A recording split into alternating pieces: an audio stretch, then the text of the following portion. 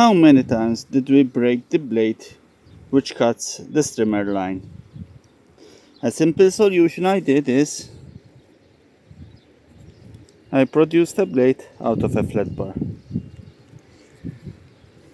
It is bolted to the cover with some lock nuts.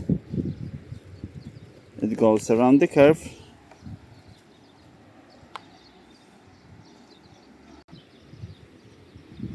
I cleaned it around so you can see it's in the form of a J, and filed a bit the angle, the end of the flat bar from here.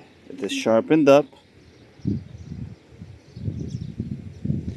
You don't need to sharpen it a lot, but the better you can do, the easier it will start. Once you start to work with it, it will sharpen itself off.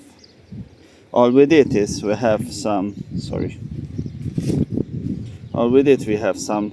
nuts, bolts here with lock nuts at the rear,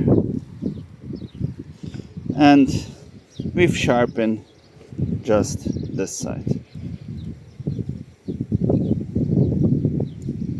As the strimmer line hits the blade, it will cut off easily, instead of the delicate blade we usually get with it, which breaks evenly with a thin line.